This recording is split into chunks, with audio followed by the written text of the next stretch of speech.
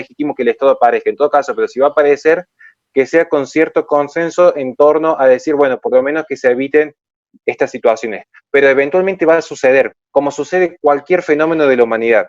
Como uno puede intentar hacer 20.000 actos de inteligencia desde el ejército y aún así va a haber ataques terroristas a una nación. ¿Qué quiere decir esto? No porque suceda, lo legalizo, que es el ejemplo más básico. Es decir, bueno, la educación no alcanza, y como la educación no alcanza, lo legalicemos, porque con ese criterio yo voy a decir, bueno, como la educación no alcanzó para que la gente entienda el valor de la propiedad privada, legalicemos el robo, porque si el robo es legal, deja de ser delito. Entonces, por lo tanto, es como hizo el gobierno con los testeos del COVID. Si no testeo, no sube la tasa de contagio. ¿Por qué? Porque no estoy testeando, no es porque no haya contagiados. Entonces, es una cuestión básica, digamos. Por eso insisto la importancia y la validez. Ahora sí quiero tocar un tema, esa es mi postura respecto a que es verdad que hay que justamente educar, y yo parto de la base de la educación en el hogar, pero que no alcanza, y eso es real. Entonces, ¿qué sucede? Bueno, ya hay una vida en gestación. Y es muy curioso, este debate es muy interesante, porque yo estoy bastante acostumbrado a debatir siempre contra feministas o contra progresistas que desconocen ciertos datos empíricos. Si entonces, permite, claro. Me gustaría contestar a la pregunta antes de que saques quizás otro tema. No sí, sé, Diego. Porque... Sí, dale, cortito, así después seguimos con el debate que se puso realmente muy interesante. El tema de la prevención, la educación o cualquier otro recaudo que uno quiera tomar para que no existan mujeres embarazadas que quieran abortar. Es muy interesante ese tema. Pero ese tema evidentemente no resuelve el problema por definición. Porque si yo tengo 1 millón de casos potenciales que pueden quedar en un embarazo no deseado y por educación y prevención lo bajo a 10, el dilema filosófico sigue existiendo exactamente igual con esos 10. Con lo cual, eso no es una respuesta filosófica, no es una respuesta ética, ni moral, ni nada. La respuesta hay que seguir dándola. Aunque uno tenga los mejores elementos psicológicos y los mejores aportes económicos para poder convencer a alguien que no aborte, acá el único dilema es qué ocurre si esa mujer quiere abortar. Es decir, si esa mujer no quiere seguir con su embarazo. Ese es el verdadero dilema, por lo tanto, cualquier tipo de mecanismo para evitar el dilema no resuelve el dilema, simplemente evita que haya, en lugar de 1 millón de casos, 10. Con lo cual estoy totalmente a favor de todo tipo de educación y prevención para evitar casos conflictivos como este. Gracias, Diego. Ahora sí, Horacio, tenés el permiso para contestar lo anterior, que te notaba como muy efusivo, con muchas ganas de contestar. No, de hecho es muy interesante porque digo, si algo que yo rescato y que siempre trato de promover en mis programas radiales y también en los programas que yo entro con la fundación es justamente el respeto, y en ese sentido es muy interesante el intercambio con el profesor porque hay un respeto y noto también honestidad intelectual. Claramente yo tengo una discrepancia porque en efecto veo que también hay un interés genuino en la protección de las prerrogativas de un ser humano. O sea que en eso yo noto que hay como un interés genuino de ambas partes, al menos yo lo siento así, tanto de él como mía, de buscar lo mejor para el género humano. Quizás tengamos una divergencia en cómo entenderlo. Entonces, creo que eso es lo interesante. Como le decía, me llama la atención porque el preopinante, en este último apartado, en esta última respuesta que él da una visión, y en eso yo coincido, deontológica. Es decir, ¿en qué sentido coincido? ¿En qué sentido yo coincido con él? En el punto de decir, es verdad que ambos vamos a rechazar esa tesis utilitarista, porque el utilitarismo, ¿qué nos va a decir? Bueno, es mejor que antes que haya 100 personas sufriendo, que haya 50 personas sufriendo, nos ahorramos el sufrimiento de 50 personas. Esto lo estoy diciendo para gente que nos pueda escuchar y que entienda en forma muy básica lo que es una discusión filosófica, pero yo en eso coincido con él. Pero ¿qué sucede? Él en un momento dice algo que me llama la atención, dice, sabemos que hay vida, yo digo, bueno, reconoce que hay vida, me dice, sí, pero me compara el embrión con un tumor, y no, yo creo que no. Yo creo que si este vivo después lo guardamos y lo subimos a YouTube y simplemente le ponemos la opinión de cualquier médico, no filósofo, cualquier médico que en su propia área, y yo no soy médico, pero comparar un ser en desarrollo, un ser humano, que tiene distintas etapas, como la puede tener usted, Felipe, como la puedo tener yo a mi edad, que si nos empezamos a restar tiempo, que acá está lo curioso, si nos empezamos a restar tiempo, yo agarro a Felipe con 30 años y después va a ser la misma estructura genética, el mismo individuo, este concepto de ente indivisible va a ser el mismo ser humano, la misma identidad, la misma entidad única y irrepetible en el universo, porque no se puede ser y no ser al mismo tiempo, ya que vamos a hablar un poco de tesis aristotélicas. Este individuo a los 10 años era también Felipe. Y si yo lo retrotara, digo, va a ser cuando tenía 8 meses de gestación en el vientre materno. Y si yo lo retrotara, digo, va a ser también Felipe a los 3 meses de gestación, donde ya se empieza a desarrollar el sistema nervioso central. Pero eso es un emergente, ya que vamos a hablar de Aristóteles, eso es un emergente, pero la sustancia ya estaba. Y si yo agarro a Felipe a los 14 días, incluso en el proceso de anidación, era la misma estructura, el mismo individuo, el mismo ser, porque no se puede ser y no ser, era la misma estructura, única y repetible, a los 14 días. Pero ¿cuándo no era Felipe?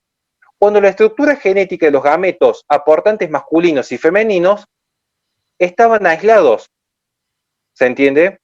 Cuando el ovario y el espermatozoide respondían bajo las mismas reglas genéticas de los aportantes. Ahora, cuando se fusionan, ya en ese preciso instante surge un nuevo núcleo, y en el surgimiento de ese nuevo núcleo empiezan los emergentes. En un momento me planteo la tesis, el preopinante, respecto a que la vida no equivale a ser persona. Yo no puedo dejar de trazar un paralelismo con cualquier régimen totalitario que ha dicho, sí, reconocemos que tal etnia o que tales personas que ascriben a tal religión tienen vida. Y sí, porque el principio de autonomía, que también lo plantea Aristóteles cuando analiza los fenómenos de la vida, los principios de autonomía existían. Uno no iba a negar que ciertas personas de alguna etnia o de alguna religión en algún campo de concentración tenían vida. El principio de autonomía y el principio móvil y vital ya estaba presente. Eso lo podía observar cualquier biólogo. Ahora bien, decir en forma arbitraria que no es persona, yo entonces pregunto, bueno, ¿cuándo es persona?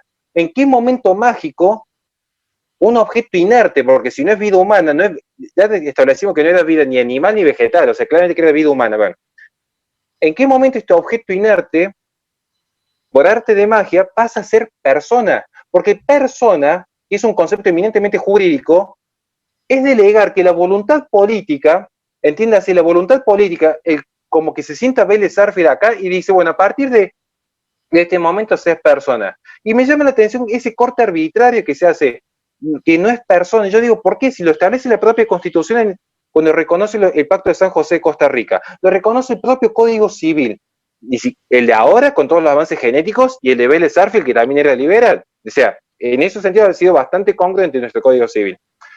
Si lo reconoce la genética moderna, porque hay una cuestión de ser objetivos, si vamos a buscar la objetividad, si bueno, somos objetivos, lo establece la genética moderna, que ya el ser humano empieza desde la concepción, el individuo. ¿Por qué éticamente vamos a decir, no, va a ser persona, no sé, en MS3, en MS8? Y luego encima me dice, y esto también me sorprende muchísimo, el concepto de propiedad sobre el cuerpo. Sobre esto yo tengo escrito un ensayo donde yo desmitifico a Thompson cuando establece 3 causales respecto del aborto, que es una autora liberal, digamos, de Estados Unidos, liberals en términos anglosajones, ¿no? Esto también lo podemos discutir, pero se mira todo el tiempo. Pero digo, ese concepto de la propiedad, las personas no somos propiedad, el ser humano no es propiedad de nadie, si vamos a ver. Entonces, a ver, para que si yo entro al hogar de Felipe, para que se entienda la gente que nos está escuchando, si yo entro al hogar de Felipe, yo tengo agencia. ¿Qué significa que tengo agencia? Si yo tengo agencia moral, yo tengo discernimiento, intención y libertad. Yo voluntariamente ingresé sin permiso al domicilio de Felipe. Pero si a mí me empujan y yo caigo dentro de la casa de Felipe, eso no lo habilita a defenderse y agarrarme los tiros y matarme porque estaba dentro de su propiedad. Porque yo no tuve agencia, yo no quise ingresar a la casa de Felipe a vulnerar sus derechos. La persona por nacer, el embrión, quieren llamarle feto, quieren hablar de nominalismo, tesis que se planteó en el siglo XIV, que ya fue desmentificada en el siglo XV y XVI, llámenle como deseen. El ente, al sujeto, a lo que sea que esté dentro del cuerpo de la mujer, es una vida humana. Eso está, que es vida humana ya está zanjado. Entonces, como es coincidencia, vamos a hablar de vida humana. Esa vida humana, porque, insisto, es vida humana, surge una persona, no nace un perrito, una planta de limón. Ese niño no ingresó por voluntad propia al vientre materno. No ingresó por voluntad propia. Entonces no tiene agencia. Entonces, ¿por qué pagar las consecuencias y dejar al libre albedrío de un tercero los derechos fundamentales de todo ser humano? Porque si con ese criterio, si de repente voy a dar un ejemplo tontísimo, después lo podemos comparar incluso con la ruleta rusa, pero si yo estoy en una relación sexual siendo mujer, yo sé que existe la posibilidad de embarazo, porque la posibilidad existe en cualquier relación por más que te cuides. O sea, aún con un preservativo hay un margen de error. Si yo asumo esas condiciones, yo asumo que puedo ganarme la lotería, me puede salir el tiro en la ruleta rusa, puedo quedar embarazada en una relación sexual. Y yo llevo adelante mi acción. Yo actúo con agencia. Si luego se genera el resultado, era una probabilidad. Porque si podía pasar naturalmente, es porque yo ya había asumido. O sea, si podía pasar y pasó, no hay nada que hacer, no fue arte de magia. Es como un piloto de avión que dice, bueno, este es mi avión. Y lo subo todos al avión y de repente dijo, bueno, ahora porque estamos en el medio del cielo, esta es mi propiedad, abre la puerta del avión. O sea, es una cosa insólita. Entonces, ahí está la cuestión. Gracias, Horacio. Diego, te dejo unos minutos más. Y después Eliseo tiene una pregunta para los dos que me dijo que se pone picante, así que yo espero la exposición de Diego y después vamos con Eliseo, que tiene algo ahí para preguntar a los dos. No, primero aclarar el tema respecto de lo que es la vida y el ejemplo que yo puse del tumor, por poner un ejemplo. Es decir, vida es una palabra muy amplia. Acá lo que tiene derecho, el derecho lo tienen las personas, no cualquier entidad que tenga vida. Obviamente hay una diferencia fundamental entre un embrión y un tumor o cualquier otra célula humana. Todas las células o todas las partes del cuerpo humano tienen vida y son células humanas, pero no tienen derecho. Ese es el tema fundamental. ¿Qué es lo que tiene derecho? Y lo que tiene derecho es una persona. ¿Y qué es una persona? ¿Qué es ser una persona? ¿Qué es un ser humano? ¿Y cuál es la diferencia? Porque obviamente yo coincido que un embrión es un ser humano en potencia. Tiene todas las células y tiene la conformación necesaria para llegar a ser un ser humano, pero no lo es todavía. Eso es lo que diferencia. Entonces uno dice, bueno, ¿cuándo empieza a ser un ser humano? ¿Cuándo empieza a ser una persona? Y creo que una de las palabras más fáciles de distinguir, quizás, es la de individuo. ¿Cuándo se lo puede dividir de su madre? Es uno de los elementos clave. Es decir, no podemos pensar que lo potencial es lo mismo que lo real. Hay muchas cosas que son potencialmente otra cosa en el futuro. De hecho, todos somos potencialmente cadáveres. Todos nos vamos a morir. Y eso no significa que nos tengan que tratar como cadáveres. Es decir, en cada una de nuestras etapas de nuestra vida somos distintas cosas, a pesar de que siempre tenemos la misma genética, y eso es un descubrimiento obvio y científico, que bien viene al caso, pero no es una persona, porque la diferencia es que en este caso hay células humanas potencialmente que van a formar una persona, un individuo, pero que hoy están dentro de otro organismo, de otro cuerpo, que sí tiene derechos. Por eso es que yo creo que ser pro vida es estar a favor de que la mujer decida. La mujer tiene que decidir, y yo creo que es una decisión dolorosa, es una decisión traumática, en el 90% de los casos, y por eso es un tema que a mí me parece muy sensible para discutir. Pero he llegado, con honestidad intelectual profunda, a tener que interpretar entre dos alternativas posibles, entre que el aborto esté prohibido o esté permitido. No me gusta la palabra legalizar el aborto, porque vuelvo a repetir, en todo caso es un derecho que tiene la madre de disponer de su cuerpo y de la integridad completa de su cuerpo. Si quiere cortarse un dedo, nadie se lo va a prohibir, y no por eso estoy haciendo analogía entre un dedo y un embrión, porque no son lo mismo, pero desde el punto de vista del derecho de su cuerpo le pertenece 100%. Porque ¿cuál es la otra alternativa? Si uno estuviera en contra del aborto, supongamos que hemos pasado todos los niveles en los cuales una mujer ha recibido educación, ha recibido prevención, inclusive tiene su capacidad económica para llevar adelante su embarazo, tiene su pareja, y así todo, por la razón que sea, no quiere seguir con su embarazo, no quiere tener un hijo. ¿Cuál es la alternativa? Y sobre todo para una persona como Horacio, que yo lo respeto, porque yo creo que en muchas cosas coincidimos, creo que no sos estatista.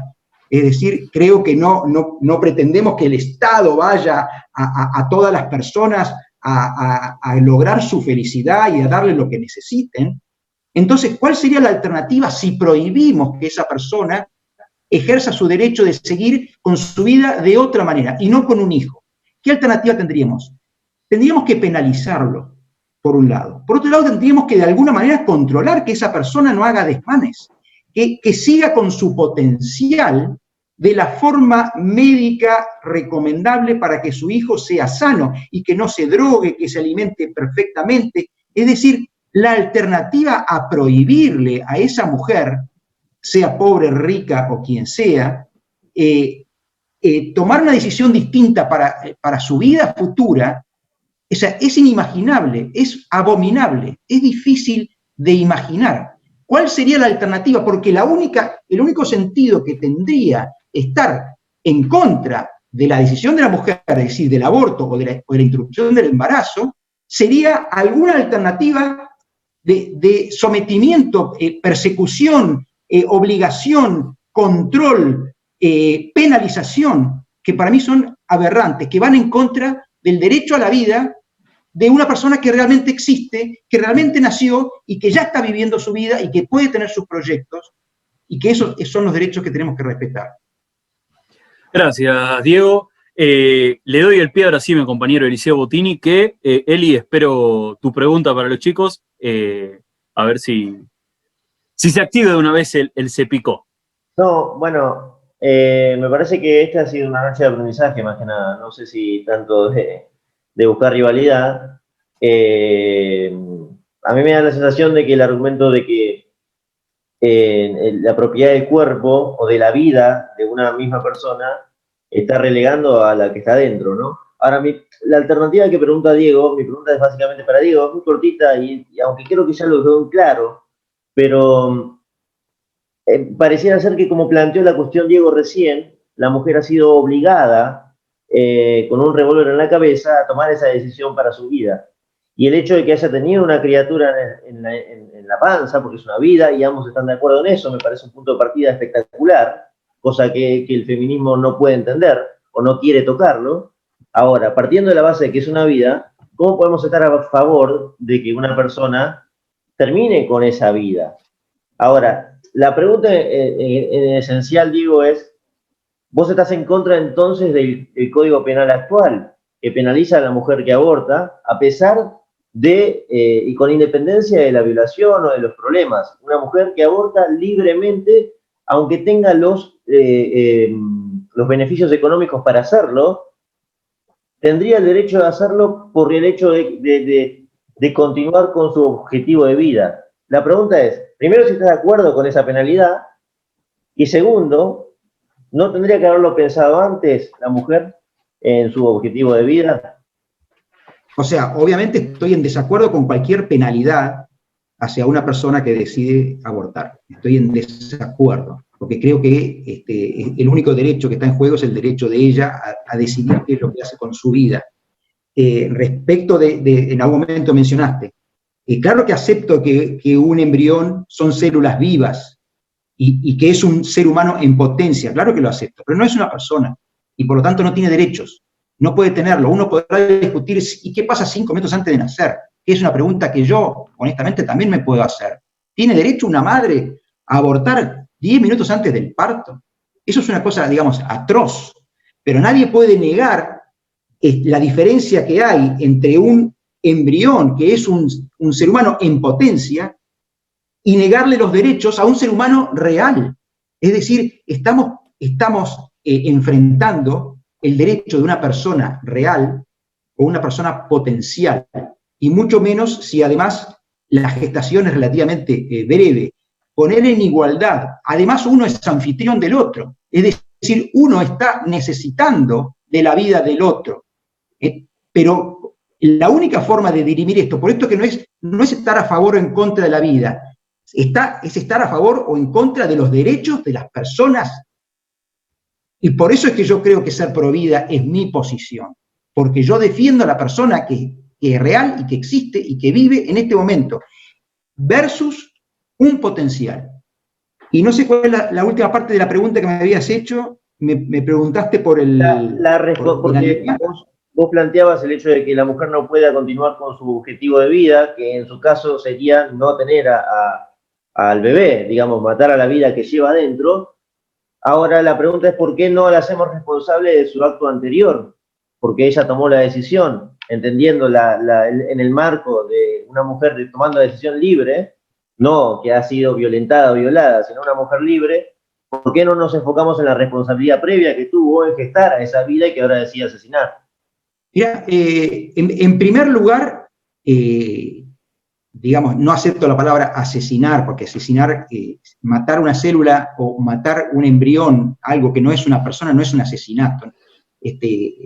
No me interesa tampoco la definición, digamos, no me gusta la palabra porque no estoy, vuelvo a repetir, no estoy diciendo que estamos cercenando el derecho de alguien o de algo que tiene derechos. Lo que estoy diciendo es que no tiene derechos hasta que no nazca, hasta que no sea un individuo. Y esa es la base fundamental del argumento.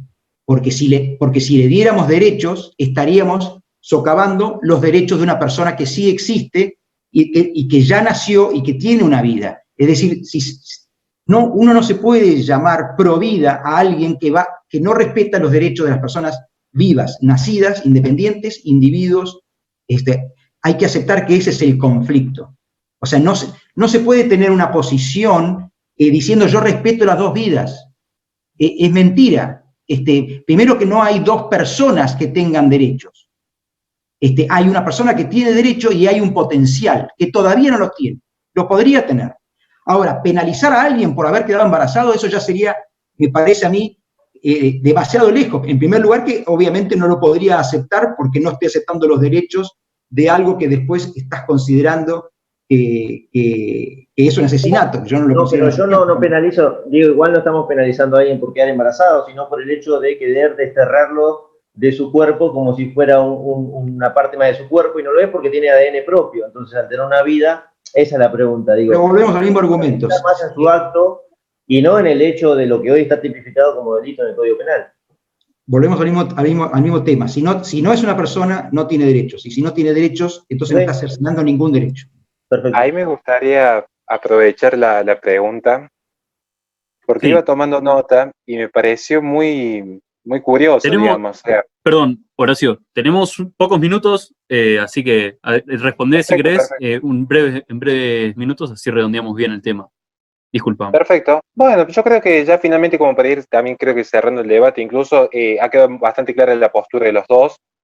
Yo ratifico absolutamente todo lo que he dicho. O sea, y me llamó la atención dos conceptos, porque hablo primero de persona real o potencial, digamos. A ver, eso es un juego de lenguaje propio de la posmodernidad que requeriría un debate extra respecto a cómo la posmodernidad, mediante las escuelas postestructuralistas, quieren redefinir la realidad a partir de la lengua, digamos.